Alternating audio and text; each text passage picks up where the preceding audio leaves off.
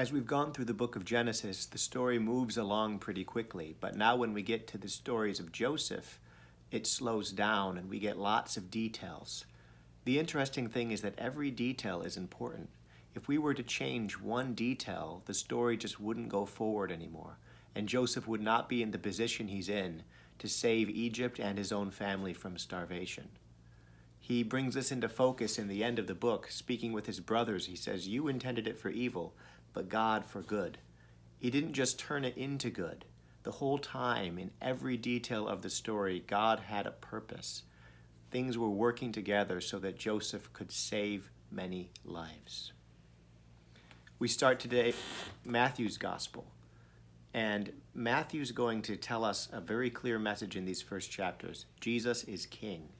We trace his genealogy through Joseph, Mary's husband.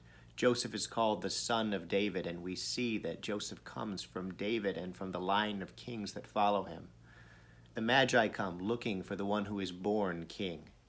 The current king panics. The devil tempts Jesus with all the kingdoms of the world.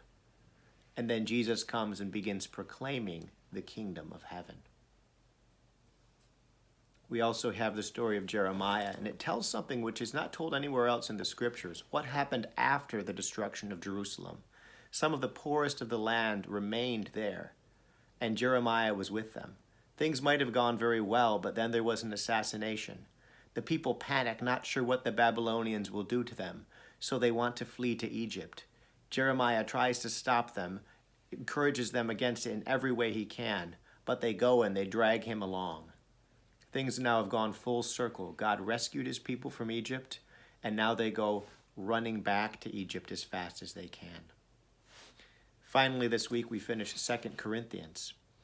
Paul is now attacking the position of the false apostles head on, and he's using tirades, he's using sarcasm, he's using boasting, but he's not just losing it and getting out of control. He's taking their own methods and turning them around, parodying them.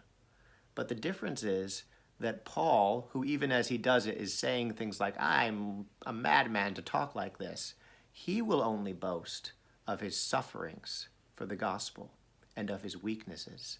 "I will boast all the more gladly of my weaknesses," he says, "so that the power of Christ may rest on me. For when I am weak, then I am strong."